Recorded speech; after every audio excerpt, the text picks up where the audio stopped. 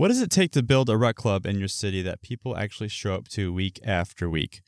Well, in today's episode, you're going to find out. You'll learn exactly how to go from just a few people walking together to building a thriving rucking community that keeps growing over time.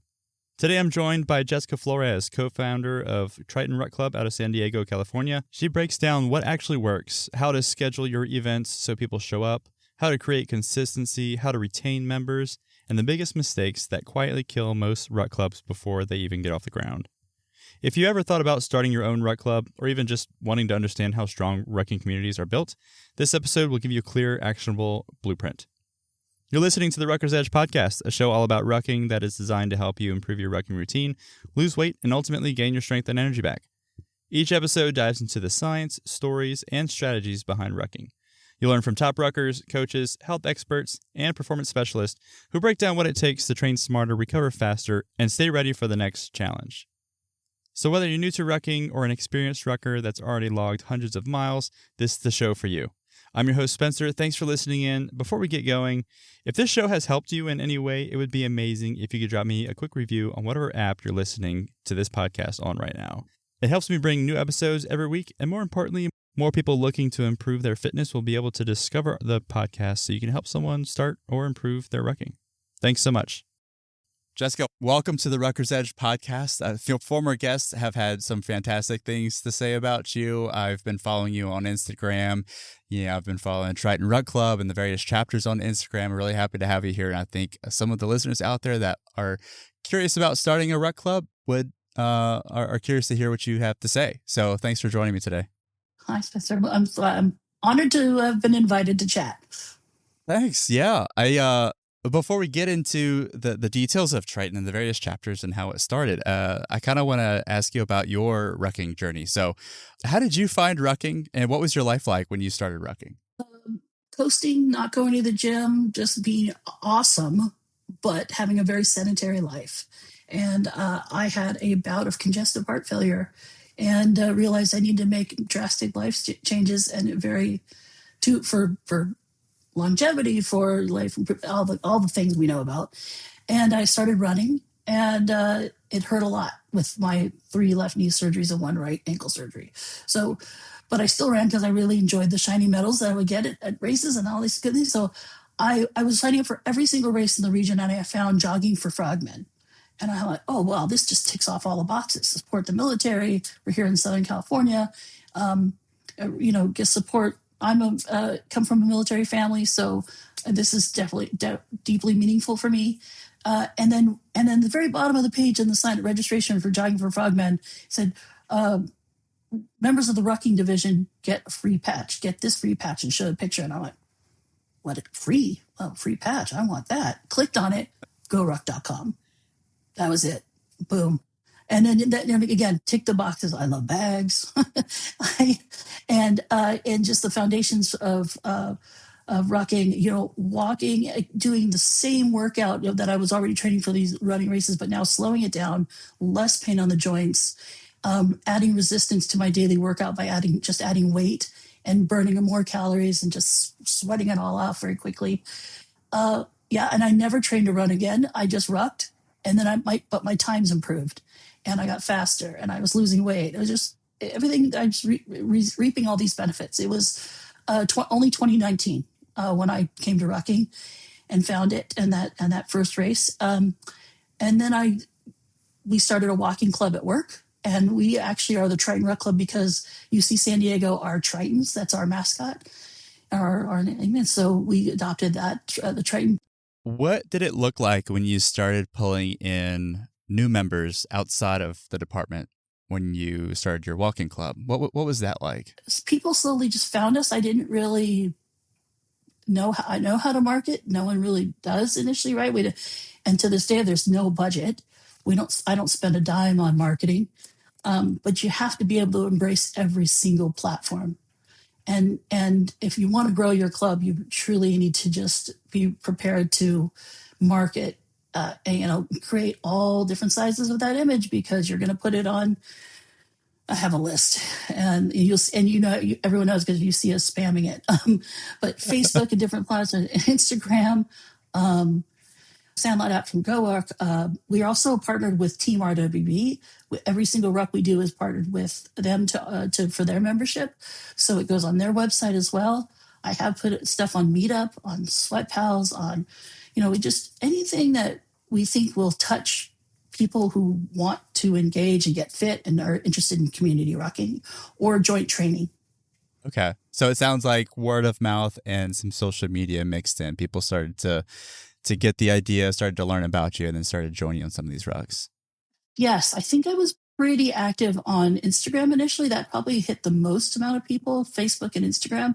And so we just started building out there. I think I know the first person. I don't know if she'd want me to put her name out there, but the first person who found us was Jill, who's in NorCal and SoCal, Encarnacion.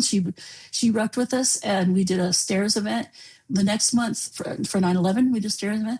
It was just 5 or 6 of us, and then we had a beer ruck, which always brewery ruck, which is always fun and successful. That's going to bring a different mix of people, but it's fun because as someone who came into this for health, not a lot of our events are food based or are alcohol based because we're all trying to be healthy. There you go. Yeah. So while it is often the most successful ruck, it's not the most healthy or one that'll bring continuous membership, because that's kind of a one-off event for us to do a brewery ruck. But when we did it for the first time, I met one of my best friends in the world, Alex/Joris, who is my co-leader in this endeavor and the leader of the San Diego Triton Ruck Club.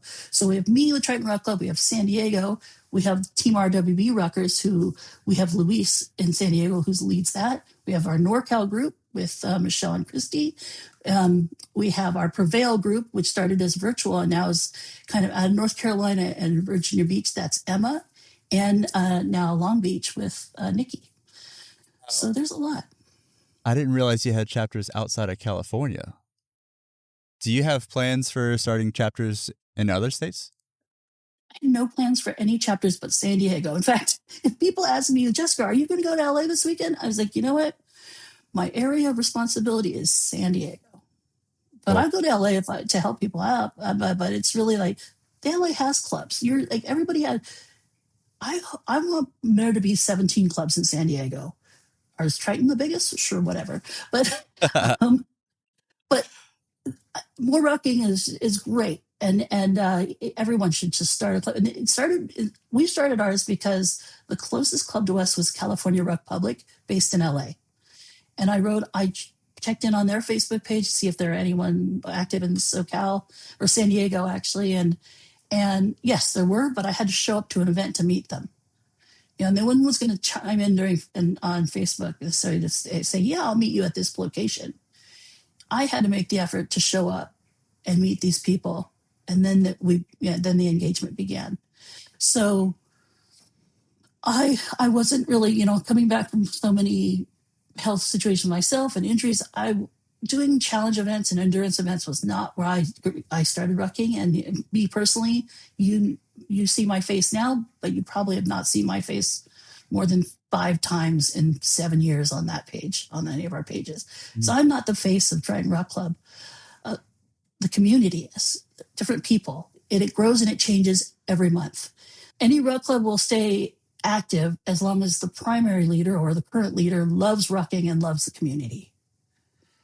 I can see the evolution of our club has grown and flexed based on how would I feel that week? Like, do I love it this week?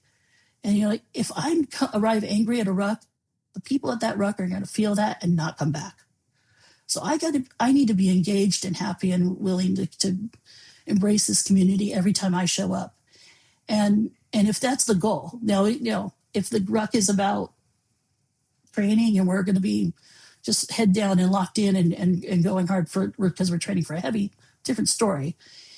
But if I'm showing up and I'm going to have a social ruck this weekend, there better be a smile on my face and some money in my pocket. And I'm going to share some patches and embrace the community and really work to network that out. That's really cool. Have you embraced that mentality from the inception? Have you always showed up with a smile? Okay. I've learned this. Looking at the playbook for someone when you start a club, and I'm looking at either scheduling events, getting the word out, setting the tone of first events, but really about retaining members and gaining members. Your club is going to change over time constantly. And you might, and celebrate the people who show up. Don't mourn for the ones who don't who aren't with you anymore. And don't engage in the politics. Like you're going to have a lot of interpersonal issues with people. I completely disengage from that. And I don't actually, I used to be very, very active on socials personally. I'm not anymore, with the exception of probably Instagram regarding my personal family stuff and occasionally my Rucking profile too. But I'm just not as active on socials because I don't troll them anymore either, other than to post what we're up to. So what I'm hearing is, while you're there, you're kind of just living in the moment. You're celebrating the time that you have with each other right there and then during the rut. 100%. 100%. And you celebrate the people who show up every day. You don't mourn for the fact that, where's this person? Why didn't show up? You know what? This other person made a major effort to show up. My favorite thing and my most impressive thing to me is when a solo rucker shows up to a ruck. That takes a lot of courage. Yeah. Step outside your comfort zone. Community. Absolutely. Yeah. I would always take a friend. I did my first basic light at the time. I convinced a co-rucker. I completely outfitted her in a ruck. I said, we're going here. This is what we're doing. She's not talking to me anymore, but she'll still send pictures. Remember that one time you made me do this thing? And, but the people I met on that ruck, I still know now. I met at that co-ruck event. I noticed several of them are still very active in our club. And one of them once asked me, what happened to that girl you brought to that event? Where is she? What is she doing now? Where'd she go? Have you ever experienced burnout? Because you mentioned, me personally, 100%. Yeah. But that's where you have Alex and Joris and Luis and Nikki, and now Brittany, for example, who you have other teammates who you can depend upon, and Crystal, who I can call and say, listen, I'm not able to go this day. Can you help me out? Or I am not at, if you ask me my rucking level, I'm still a beginner. I don't hit these I will never do a tough, never say never.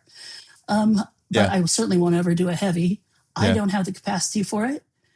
And I don't even ruck the long miles that I used to when I first started. I can barely go 5K these days because I'm old and tired, but that's just on me, right? So I'm really definitely behind the scenes. I'm not necessarily leading these rucks anymore, but I'm still helping organize them. And the other day, a guy said he wanted to do a Lord of the Rings themed ruck. Awesome. I saw that on one of the Instagram pages. I was like, that's a cool idea. Everybody dressed up. Right? Yeah, he designed a patch. He knew what he wanted. He had a ton of trivia. He decided what route he wanted to do.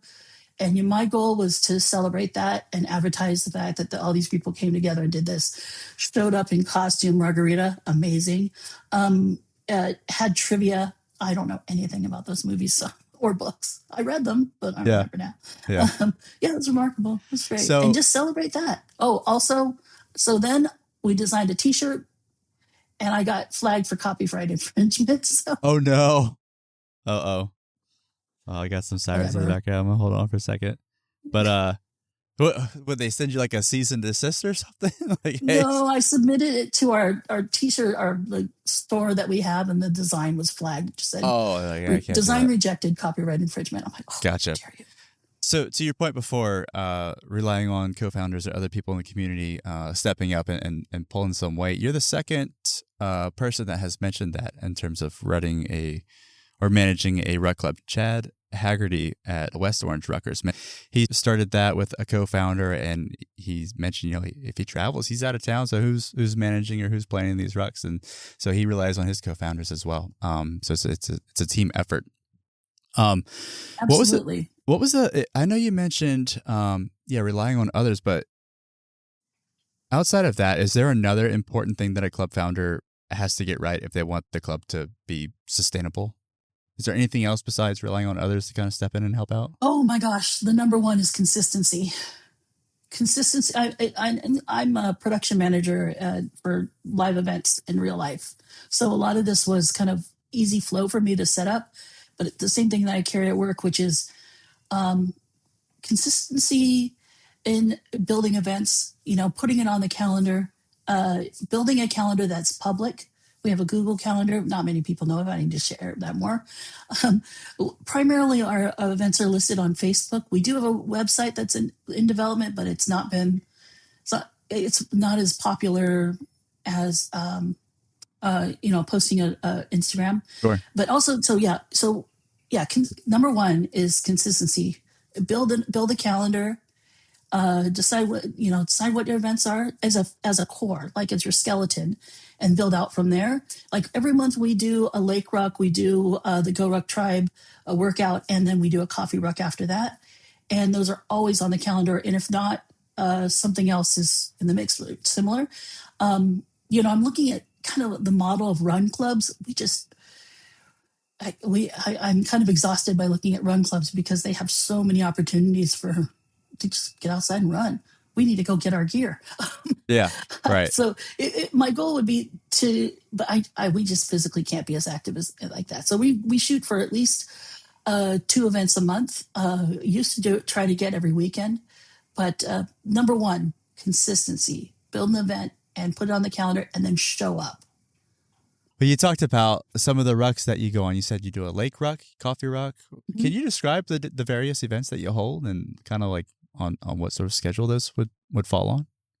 Yeah, within the first 2 weeks of the month, we always have a ruck at Lake Murray, we have a couple of nice lakes with paths around them, concrete paths and or dirt paths, but they have a set trail, and then we show up at 7 a.m, do a ruck, and then we have a little social hour after with fruit and donuts and coffee, and it's every month, no matter what. I almost always am there. If I'm not, I ask Alex or Luis to cover. And and that's partnered with Team RWB too, with the San Diego chapter. And oftentimes they reimburse me for the expenses of the eats and treats. So that's cool. Nice. And that's a out and back 5.7 mile ruck. Okay. And then we also do a monthly WOD. Often some groups are they're doing 2 or 3 a week, and good on them. But we're really spread out. We have people all over this county, and so I'm very honored and happy that we can gather at least once a month from the WODs. So we do the programming from Go Ruck for the tribe, and they offer initially offered us discounts. And then now some folks are still engaged, but it's completely free. And actually, everything with Triton Ruck Club is free. I've been encouraged to help to fund things to start a membership. I said, you know what? I don't want to do that. I want to maintain that you show up, you're welcome, because you know what? You can ruck for free in your backyard, and unless you want to buy the patch, that's another story. Patches it's an expense, but yeah. We just want to build a community of people, and I don't want to charge them, because I don't want to charge them for something they can do on their own for free. Yeah, I agree, and should be. I think that says a lot about you, because there definitely is an opportunity there to sort of make some money, but the fact that one of the things you said, like in the mission statement, is everyone's there for fitness. Like everyone is trying to better themselves. So why capitalize on something like that? Let's just all get healthy together. Let's mental and physical fitness. Mental and physical. Agreed. Let's kind of talk to the person listening that wants to start a club but doesn't necessarily know how. You just mentioned some of the various rucks that y'all go on, and when you're setting the schedule for the various rucks for the club, how did you decide how often to meet and what to do, or the right cadence for the different types of rucks? Is that something that you just kind of worked out as you added rucks, or did y'all have a plan from the start? I'm just curious about that process. We were already rucking on campus Tuesday, Thursday, and on the weekends. And we were doing that internally, and I put that in the community. But the only thing I don't like working about this at this university is parking, and parking is a major problem. That's why we had to get off campus. So just because I don't want to charge people to go for a walk, and parking here is $36 a day, which is ridiculous. Yeah. Wow, $36 a yeah. day. Yeah, that's almost criminal. Thank you. So we didn't want to have people that had to pay for parking to just go for a walk. So that's why we started branching outward. And that immediately brought in the people, like maintaining the isolation of being in one location. That restricted a lot of people. Oftentimes I would look at the map and say, oh, we haven't touched East County. But in terms of consistency and regularly scheduling events off campus, and that was due to our Team RWB captain at the time. He had he goes, I just wanted to partner with them and say, hey, we got this new club thing going. I'd like to introduce Rucking to your people. He said, okay, you can start hosting events once a month. I'm like, wait, what? I'm going to make you an Eagle leader. You're going to do this. I'm like, okay. So, they have some onboard training. I listen to them. I'm like, all right. And so that's where I learned that consistency is a key. And one thing important to me, someone asked recently, why do you do Lake Murray every month? And I said, because hopefully in June, when Kyle and Josh come back home from wherever the heck they are off the USS Lincoln, they know exactly where we're going to be. And in June, July, August, they already know that when they come home from deployment, we're going to be there for them. I'm curious about the ebb and flow of, I guess, members. Was there like a moment that, I don't know, you noticed like a drop off, or has it just always consistently been increasing in numbers or just staying consistent? Were there any lulls throughout from its inception to where we are today? Oh yeah. We actually, this is weird to say, but thank you to the pandemic and our amazing weather in SoCal, because people wanted to stay active and they wanted to get outside.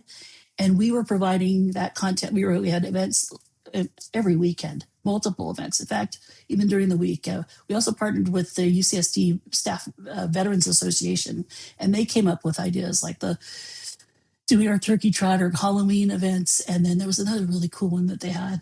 I think it was related to Halloween, but partnering with other groups to come up with ideas and then engagement and putting it out there. During the pandemic, our numbers surged. Because nothing else was going on. Yeah. And people wanted to get outside, and we didn't have to wear masks. We could be outside. We could enjoy people's company, and I didn't have anything going on, so it was basically my first full-time job. Yeah, right. I was posting on our Facebook groups multiple times a day, every day, because the content was out there. Everybody was creating things at home, and we were just pushing out, doing rucks, posting online. So there was for our group, a genuine surge during the pandemic. I would say it has regressed somewhat post-pandemic, because we got other stuff we can do now. We can go and do races again. But however, rucking in general has actually diversified and gotten, I think, more popular now. It's kind of got a resurgence and a growth. I've sort of noticed the same thing. Yeah, there's definitely a rucking season. And I was curious in California, I mean, you don't have great weather all the time. Do you see seasonal fluctuations with memberships, or is it just the people that are there dedicated? You do? Okay. Absolutely. Absolutely. And again, you go back to your foundation, like, don't be discouraged, just show up. And then someone's like, oh, well, there's just not as many people. I'm like, there's half of this group. There are 8 new people here today. Yeah. So again, they're mourning for someone that they don't ruck with anymore. I'm celebrating the people who showed up. Yeah. Because they're going to be back tomorrow, hopefully.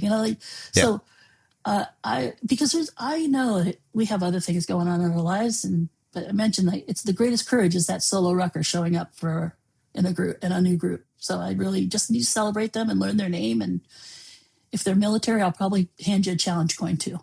Cool. Oh, engagement. Building that creating a patch or having it available, and having something to hand to someone when they show up for the first time, and to thank them for being there. That means a lot. Our club patch is not for sale. Well, it is for sale online, but I mean, I don't sell it. When someone shows up, I'm going to hand you a club patch because you are now a member of Triton Ruck Club. We have other things that you can earn, but that initial club patch is open to everyone, and it's really embraces the all levels, all are welcome at all times. Great. In your wildest dreams, did you ever think that Triton would grow into what it is currently from back when it was a walking club? No way. My coworker, it's been 7 years. So we had different cycles of coworkers to say that, like, wait, I actually have our New York Times article here. We were featured in the Times. Thank you. Go back on that. We were recently featured in Le Monde, the French magazine, the French newspaper, daily newspaper. Come on. I know. With That's a great. photo. Wow. There was a multi-page spread in Men's Health. Yes, I read that article. Yeah. Yeah. Wow. That's phenomenal. Yeah. So never did you think it would get this big? No, and actually, I don't. So now, even though it was founded here on the campus, I actually don't advertise on campus that this club exists. That's a mistake. I need to restart. More with Jessica in just a moment, including her direct advice to anyone wanting to start their own Ruck Club. But I want to take a quick break to say thanks for listening to the podcast. Please text this episode to a fellow Rucker that is maybe thinking about starting their own Ruck Club. Or maybe text it to someone you think would make a good co-founder for the Ruck Club that you're considering starting. Sharing this episode would help the show grow and help more people improve their health and lives. Okay, back to it. You mentioned that you have Triton on the Sandlot app. What was your first involvement with Go Ruck? How did you meet some of those folks? Did you reach out to them? Did they reach out to you? How did that go down? Yeah, I mentioned how I found it basically just through jogging for frogmen, and we got very active very quick. And then I started tagging them in and everything we did, and probably took over the hashtag Ruck Club. I don't know. Yeah. Sorry, guys. Just so much active engagement. In 2021, Jason came to town. Emily told me that he was coming. And I think they were trying to roll out Sandlot. And we just embraced every single activity that was not just rucking, but also had a military affiliation, because being such a strong Navy and Marine Corps community here in SoCal, these are so many of our folks are veterans or affiliated or law enforcement affiliated, that everything that was related to rucking or running that had that affiliation, we would jump on. So anyway, they were doing promotions for Chad 1000. We one of our members had this amazing backyard home gym, and he offered to do a tribe workout in his backyard, and Jason showed up. Cool. With Emily's prodding. Right. And we had an amazing time. I should repost those photos. They were just sick. So that I think it was through active social engagement. And then when they hosted their first Sandlot, first and second, I went with a group of folks, real hard chargers, and they did all the crazy stuff, and I did all the politicking. And made sure, like, my big thing was like, we need that Marine HTB needs to continue, because Cleve and the gang, it's an extremely special event, the Marine Recon Raider HTB. And if you're a hard charger and you think you're all that, and you've done brag, come out and do this event, because you'll experience more than what they do as Marines, from the mountains in Horno and right into the oceans in San Clemente, same beach that they're going to hold Olympic surfing, by the way. In LA, cool. 2028. Cool. So this, that's kind of, we've adopted it, kind of like all of our members have done various iterations of the HTB, if not all of it, and done their bolts. And it's just so special because it means so much to the cadre, because it's the training ground that they train on. Oh, that's awesome. I'm not familiar. So you mentioned earlier Jogging for Frogmen. I'm not familiar with that. Is that an organization? Oh, Jogging for Frogmen, it used to be part of the Navy SEAL Foundation, and now it is led by the Travis Manion Foundation, and it goes all the profits go to Special Forces families, and then in the case of Travis Manion Foundation, their efforts all go to survivor families and veteran survivors. So it's again just so close to being from Southern California and the military foundations of Rucking. It aligned with our mission So our mission statement is that we're an all levels community of ruckers united in fitness through ruck training and rucking. As a community, we are committed to supporting each other and endeavors benefiting local military and first responder families through charitable events and engagement.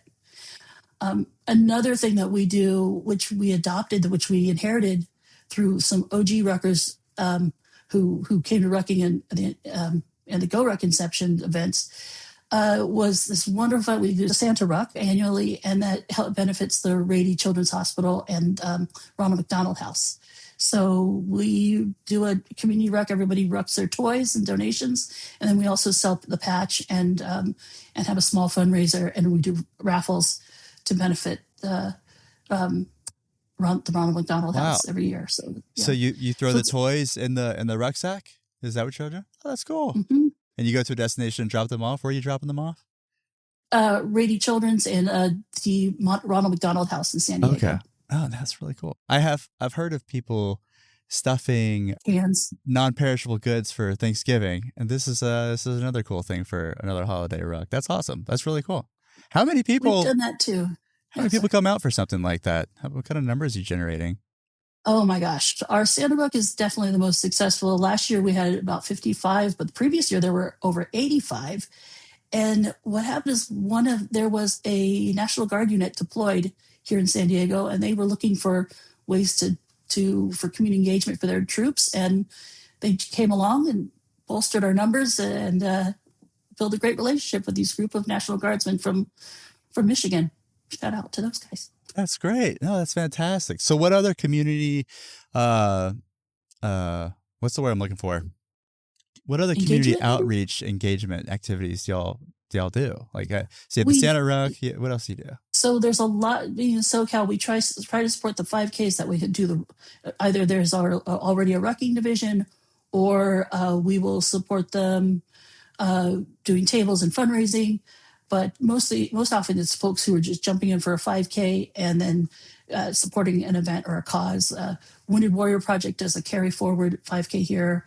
I mentioned Jogging for Frogmen's 5K from the Travis Manion Foundation, and they also host the 9/11 Heroes Run here too. And that actually is pretty more prolific. That there's going to be a 9/11 Heroes Run near you, and all of these can have a virtual element that you can do in your neighborhood with your friends. You can buy in, get the T-shirt and patch, and support these organizations, these quality organizations. So getting back to helping the person that wants to create their own local ruck club, if there's someone out there that was sort of in your shoes thinking about starting a ruck club, what would you say to them? What biggest piece of advice would you give to them? You've already mentioned several, staying consistent, setting your schedule, and getting the word out. Is there anything else that you'd give to them?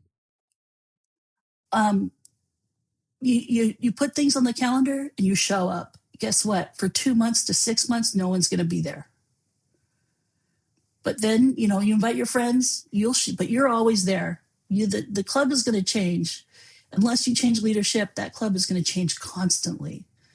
And in your eyes, and you need to prepare for it. And you also, just in terms of consistency, if someone else, like when Cody wanted to do his Lord of the Rings ruck, I asked people to tell me at least 3 weeks in advance, so that we could put it on the schedule and then advertise and push. And because people have lives, especially post-pandemic, we have a lot of things to do. Our personal schedules, we know when our vacations are going to be, our kids are going back to school, we have, when we have the tournaments, and we just want to work around what you have going on, and so put something on the schedule and show up, and put it well in advance so people can help plan their lives.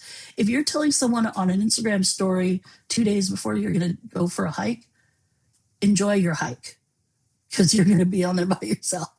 Yeah. Don't expect to get a group of 15, if you haven't set the schedule, like, hey, every third Saturday we hike. Where, when, so also the thing is, so I mentioned consistency, communication.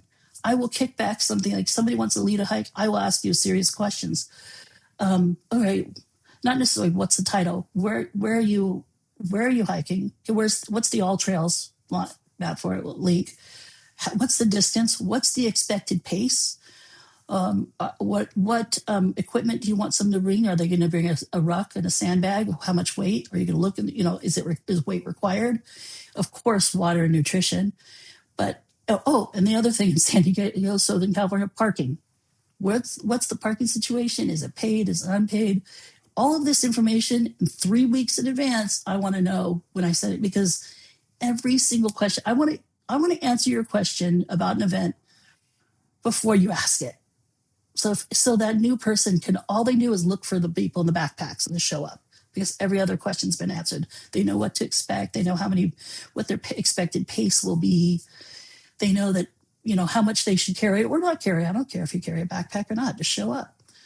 Are you putting that information in the social media posts, or is that in the Google Calendar? Goals. It's supposed. We try. We try to put as much information as possible in the post, and also on the event post on every platform. Embracing the multiple various platforms. Unfortunately, I don't want to be on social media and I don't want to be on Facebook anymore. But you got to do it, because that's where you're going to engage still with folks who are seeking community. So that's one thing. Be ready to open up to partnerships and embrace every rucker. I keep saying, celebrate the person who's there. It doesn't matter where they came from. It doesn't matter what ruck club they represent. If they showed up, they're doing the work, build that community with that, help, build with that person. Cool. And yeah. Well, Jessica, this was a lot of fun. Thank you so much for spending some time with me today. Oh, Spencer, I appreciate it. All right, that wraps up my conversation with Jessica Flores from Triton Ruck Club. You can connect with her on Instagram at Ruck Instigator, and you can connect with Triton Ruck Club on Instagram as well at Triton Ruck Club. I'll drop links to both of those in the show notes. If you want to reach out to me, head on over to theruckersedge.com or on Instagram at theruckersedgepod. If you enjoyed today's episode, make sure to follow or subscribe to the show in your favorite podcast app so you're notified of new episodes. And you'll want to catch next week's episode because I'm covering rucking in the news again. Everyone seemed to really enjoy the first one I did back in the fall, so I figured I'll do another one. It'll be the spring news roundup. Okay, that's it for today. Thanks again for listening to this episode of The Rucker's Edge.